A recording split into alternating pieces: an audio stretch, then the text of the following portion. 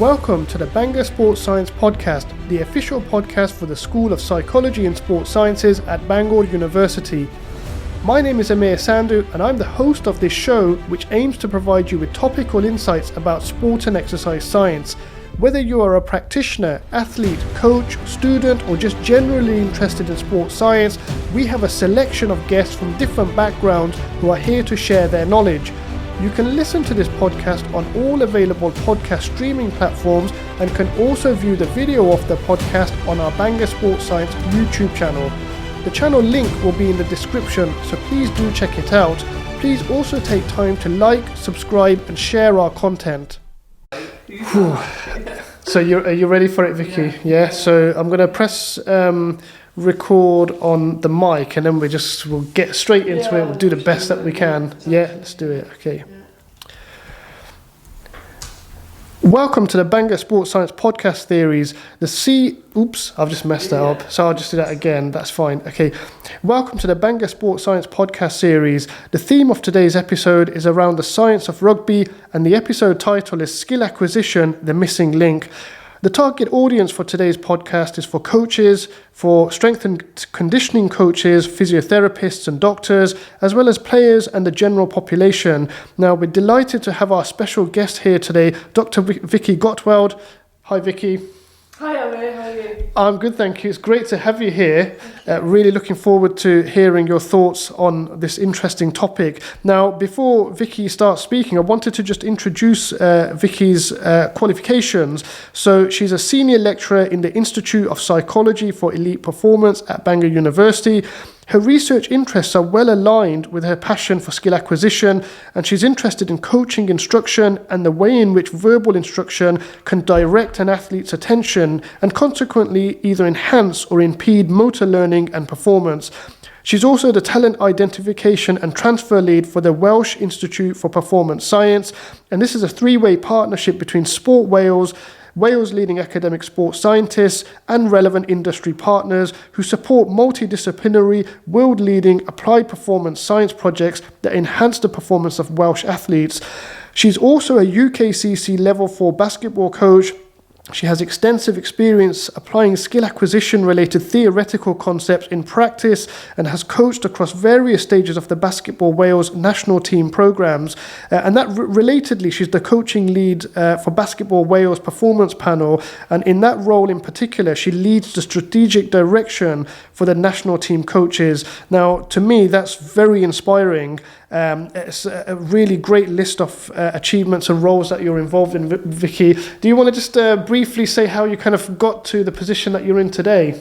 Yeah, thanks, Amir. So I suppose, as you said there, I'm very lucky that my day job aligns very well with my outside passions of coaching. I started off as a basketball player, went through the pathway, and then when I wasn't able to play anymore, then stepped into coaching.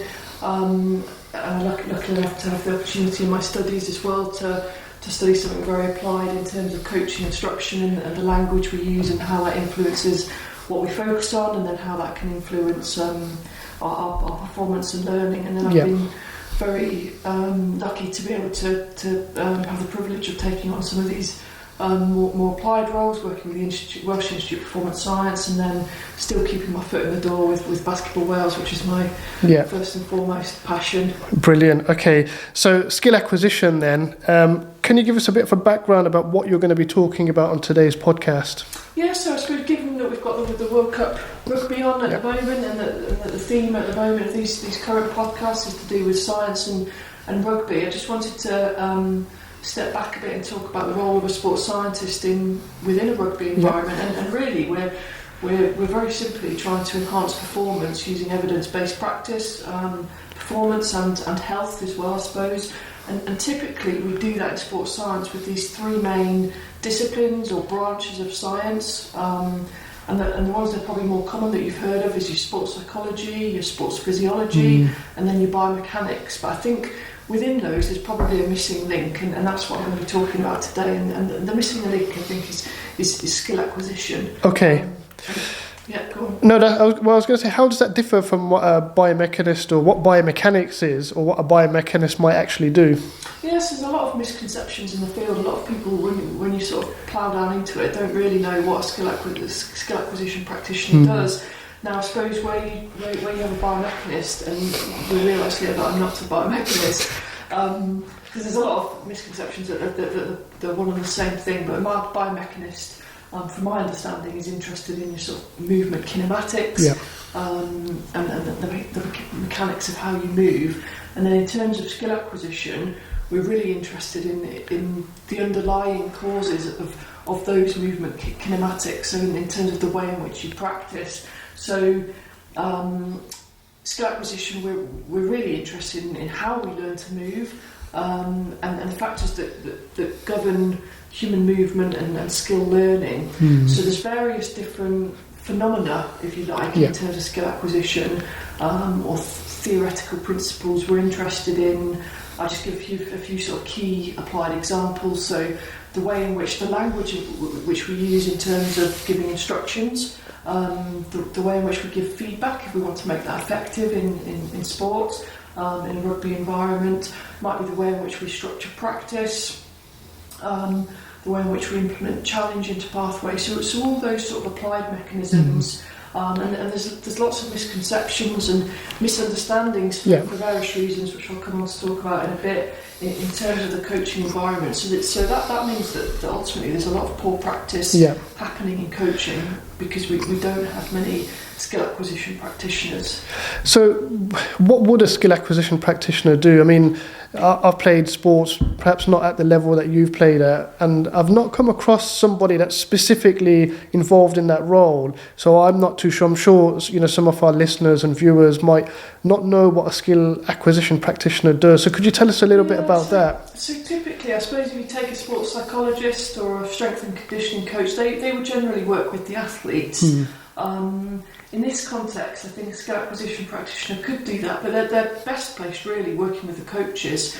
They might observe practice, and then they might provide expertise. In terms of those sort of skill acquisition phenomena that I talked about, they might observe the coaches' instruction, the language they give, and then they might provide expertise into how that might make that more effective. It might be with regards to the feedback they're providing. Are they doing it at the right time? Are they is it detailed enough? Are they giving it in the right way? In terms of structuring practice, are they doing a lot of drill-based activity? Drills is a very sort of dirty word in coaching these days. Are they doing a lot of drills? How much are they playing games? How representative is the practice of competition? So it'll be providing expertise to the coaches in terms of structure, in terms of the practice environment, really, and optimising the practice environment for both learning and performance. And what about coaching myths then? So there's a lot of things that coaches do, because you've mentioned quite a lot of detailed information there. That's a lot of things for coaches to consider, but there's also a lot of things that coaches think are the right way of doing things, but actually when you look at it scientifically and from a skill acquisition point of view, it probably isn't the right way of doing things. So do you want to talk a little bit about those myths? I teach a skill acquisition module in Bangor University, and one of the things I teach lectures on demonstrations, on feedback, on instructions, on structure and practice.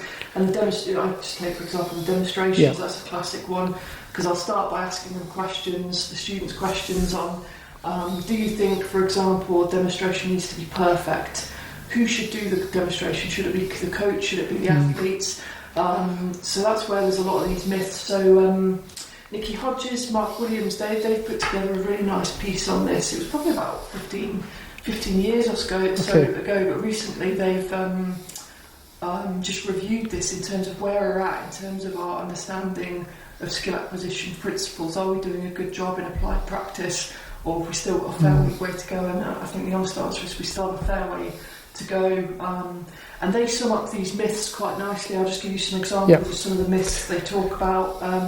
So they talk about feedback. So a lot of coaches think that feedback should be as precise as possible, as detailed as possible, and given as soon as possible after a skill has been performed. Now that's not actually always the case. A lot of the time, especially when you've got more developed athletes, sometimes in a higher stage of learning. Actually, we want to make sure that the athlete has some time and space to process their own proprioceptive feedback or visual feedback, whatever it is, so that they can learn to do that without the presence of a coach. A good coach, their job is really to make themselves redundant. So they need to make sure that the athlete has the skills and the capability to process feedback for themselves. So that's one example of a myth. If I give you another one, demonstrations is a classic. A lot of people think that the person doing the demonstrations in sport should always be the coach. They think the demonstration needs to be perfect. They think that we should use demonstrations all the time. Actually, demonstrations aren't very effective for simple skills because there's not much information to be gained from them. Whereas a lot of people think that the demonstration needs to be perfect and therefore it should be the coach doing it. Actually, the demonstration doesn't need to be perfect. As long as it's combined with feedback from the coach at the same time, there's a lot to be gained in terms of those sort of error detection and correction processes from watching a demonstration that isn't perfect, as long as it's supported with, instruction from the coach saying, helping the athlete in terms of where they've gone wrong, in terms of identifying those errors.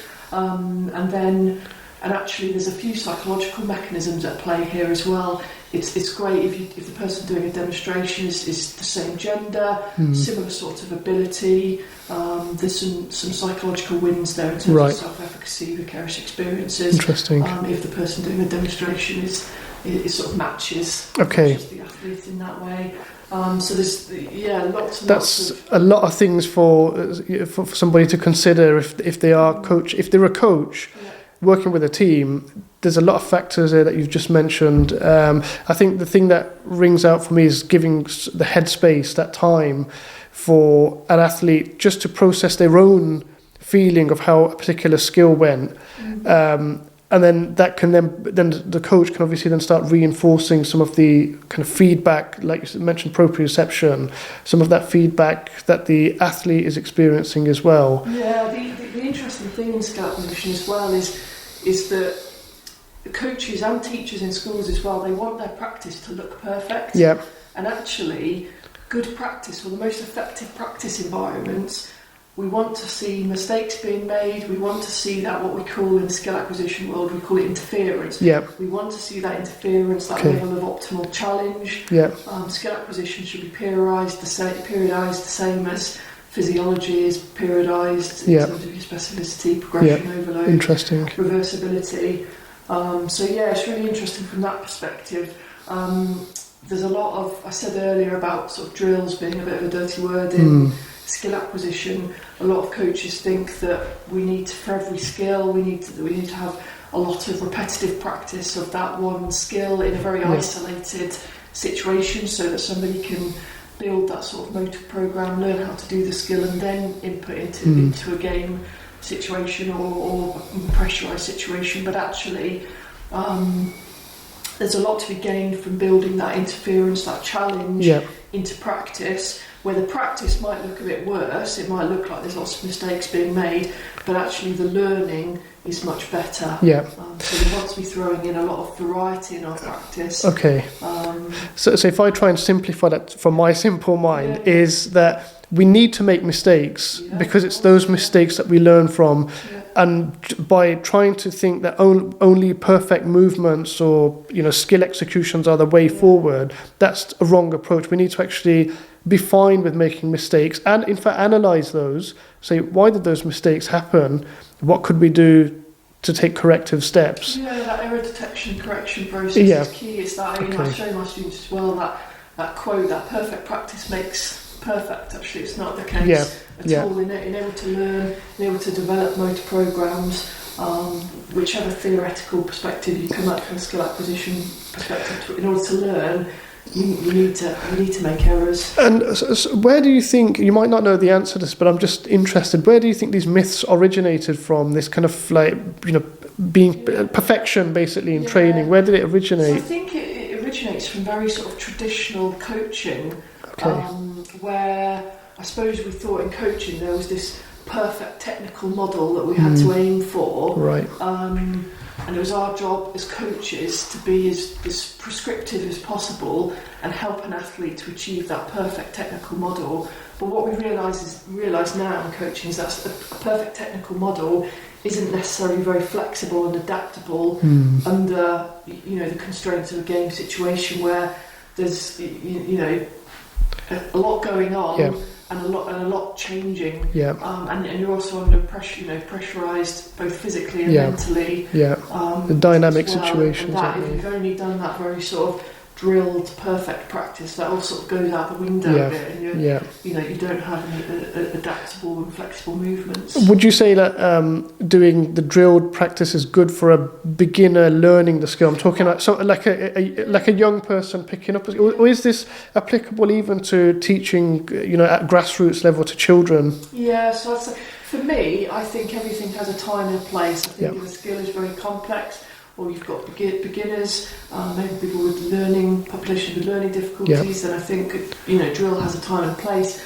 And I think within a drill you can also add challenge, you can add variety, you can add pressure, and it still be a drill. And I think it's got a time and place. But some people within the skill acquisition field would argue differently. So I'll try and keep this simple. But we've basically got these two competing accounts of how we learn to move in skill acquisition, and they don't really agree, and the answer is we still don't know what the answer is. So some people believe that we should be coaching to a bit like the technical model, but it's an adaptable technical model, and that everything is controlled by the brain, and essentially we develop a motor program when we learn to move, and that's stored in our memory, and when we need to use it, we draw it from our memory and use that motor program.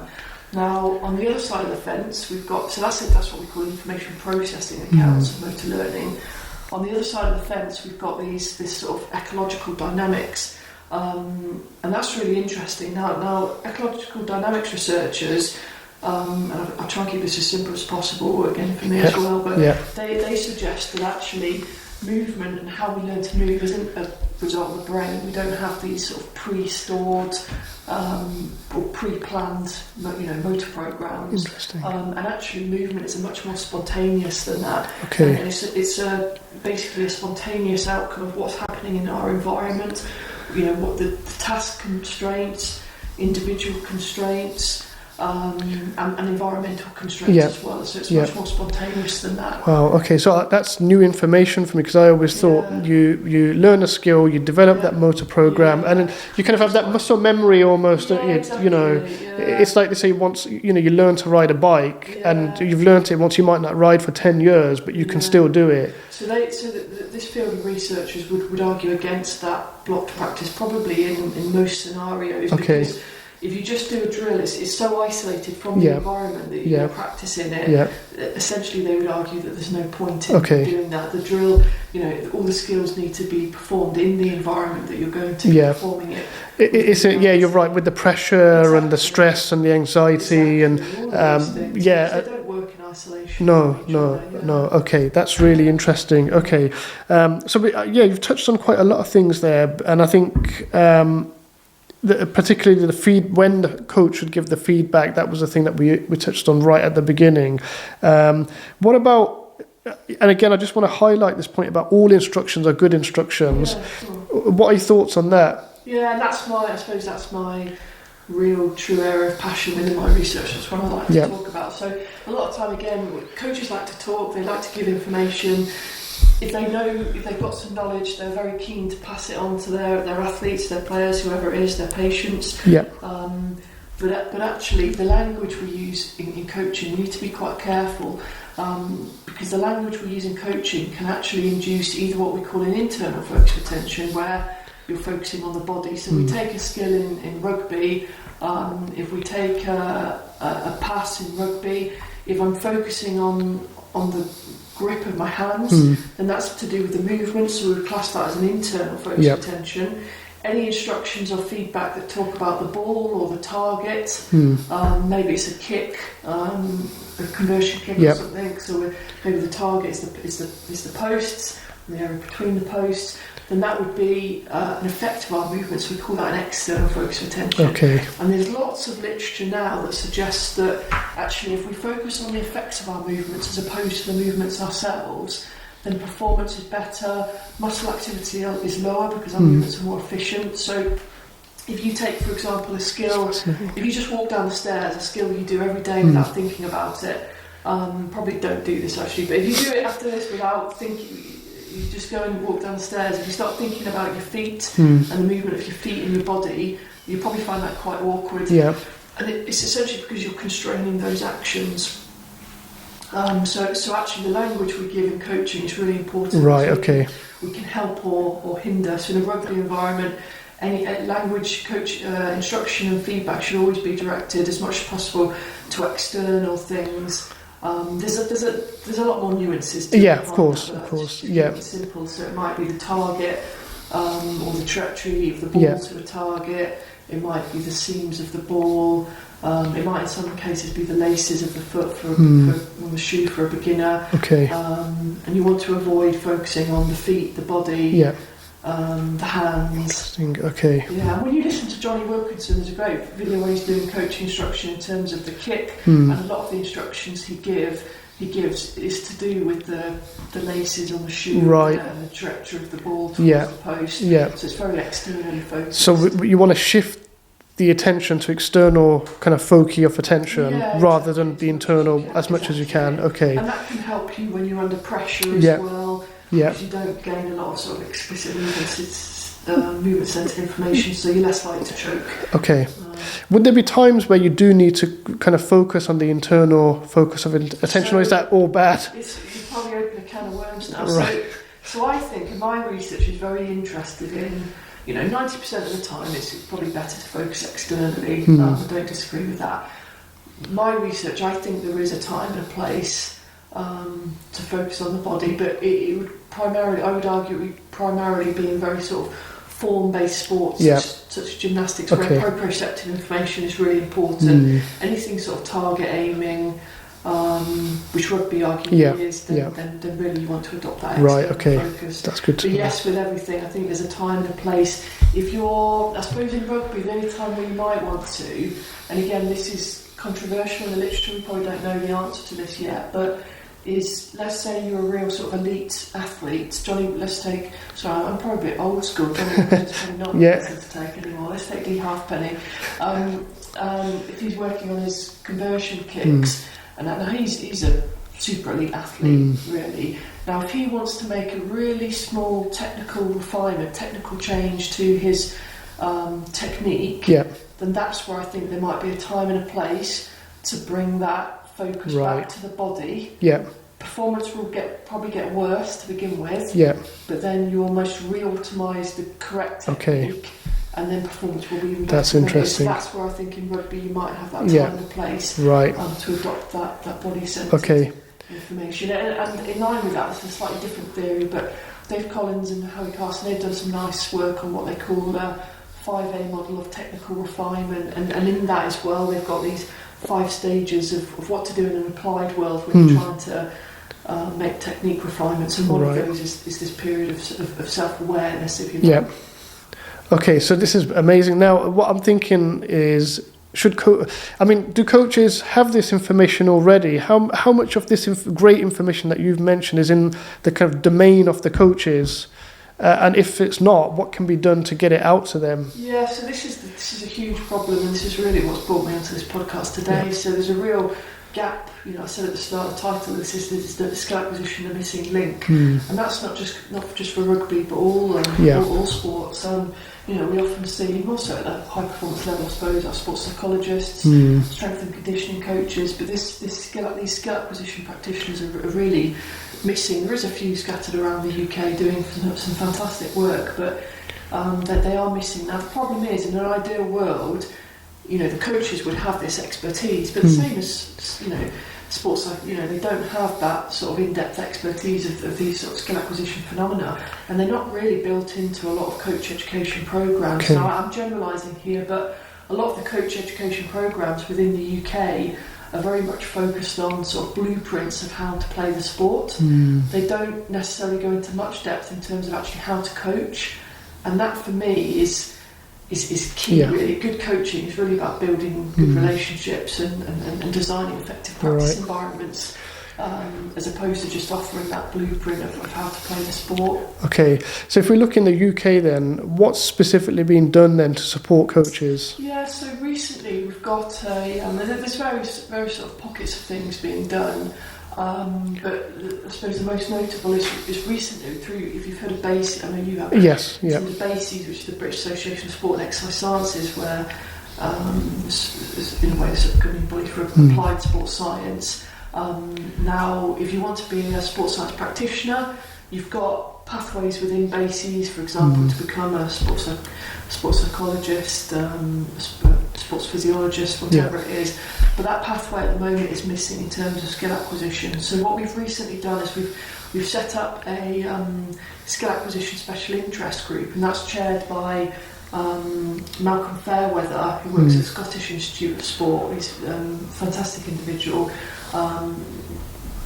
brilliant expertise in skill acquisition. So he's driving this, and then I sit on this group as well. And I suppose we've got three main jobs to do at the moment. One, firstly, is just to raise the profile of skill acquisition, and podcasts like this will help. And then after that, we need to make sure if we're going to make sure that there's a pathway for skill acquisition practitioners for our sports science students going through our university programs, for example, then we need to make sure that there's CPD opportunities for them. Yeah. So we're trying to build those CPD opportunities, or that will be the next stage of what we're doing in the future. So look out for those through BASIS. And then the final thing is, what we'd really like to do is work with BASIS to develop a skill acquisition stream. So anybody looking to be a sports science practitioner, they would have the opportunity, if that was the field or discipline they wanted to work in, to become a skill acquisition practitioner. And then you'd see, because it's a bit like sort of chicken and egg, then you'd see these posts appearing a bit more in high performance sport, because I think undoubtedly there's value for it, and there is a lot of poor practice happening in sports. Right, so I think you get a lot of bang for your buck in terms of raising learning and performance levels in sports if we had this. Okay. So if we've got any aspiring coaches listening to this podcast and watching it as well, where could they go to get more resources? Yeah, so another great resource, we have a Expertise in Skill Acquisition conference which runs in the UK every 2 years. That's a good one to look out for, and it's not just for academics. Right. There's usually a day. The first day is a bit more sort of academically heavy, and then the second day is directed more towards practitioners. Yeah. As part of that, so we call it the ESAN group, so Expertise Skill Acquisition Network. So if you contact us, we can get you onto that email list. But as part of that, this skill acquisition interest group, we've started putting together a skill acquisition newsletter. So that will go out sort of every couple of months, just with what's going on in the field, sort of key applied papers for coaches to get on top of if they want to enhance their practice. So, and just lots of opportunities going on within the skill acquisition field. Okay. Rob Gray, he's also got a fantastic podcast, which is Perception and Action Podcast. You just type that into Google, you'll find that there's lots of resources on there. Right, okay. For skill acquisition practitioners as well. Brilliant. So this part, and I think as things build and as the profile raises, I think we'll see more CPD opportunities and things like the BASIS student conferences and more coaches. Yeah, and what's interesting is that for us at Bangor at least, we've got experts like yourself who teach the next generation of sport and exercise sciences skill acquisition right from year one. Yeah, so they're the future of our coaches, they're the future coach educators, coach developers, and then ultimately I do think it will feed into those coach education programs and coach education resources. Oh, brilliant. This is it's been absolutely fascinating. I mean, this actually is such a varied field that we could probably go into several areas into the nitty-gritty, and they'd be their own podcast, wouldn't they? That's how it's absolutely fascinating. And I think hopefully today we've shone the light on this really important area of sports science, which is often overlooked. And I hope that this is now with all of the work that you're doing, and all of the people in this area around the UK and the world, that within the next decade we're seeing skill acquisition being a fundamental part of sport and exercise science. The other resource I forgot to mention is if you go onto Amazon, there's a really good book on the myths of sports coaching. Okay. For people that, if you don't like reading academic journals, they get a bit heavy sometimes, and it's a real nice book because it's really targeted at practitioners. Right, okay. The first one looks at things like the 10,000 hour rule, learning styles, and then in that second one we've done a chapter. I've done a chapter with Marianne Davis at UK Coaching and Robin Owen at Liverpool Hope, where we look at that myth in terms of every instruction is a good instruction. So we delve a little deeper into some of those things. Brilliant. That's worth looking at. Okay, excellent. Well, Vicky, thank you very much for coming onto the podcast. If our viewers and listeners want to follow you on social media, have you got any social media channels? So probably the best one to use is Twitter. Okay. So it's at Gottwald Vicky. Brilliant. Okay. Twitter, or now known as X. Well, yes, sorry, X. Formerly Twitter. Yeah, and I'm pretty easy to find. Not many people have the same. No. Okay, it's quite unique. You're unique as well. Thank you very much, Vicky, for taking time to come in and talk to us. It's been an absolute pleasure, and we wish you the best for your future journey. Brilliant. Thank you very much. Brilliant. Done. And we didn't even make any mistakes, did we? So I'll just stop the camera. Thank you for listening to today's Bangor Sports Science podcast. We hope you found it informative and enjoyable, and look forward to bringing you more episodes. Please like, share and subscribe to our content, and until next time, goodbye.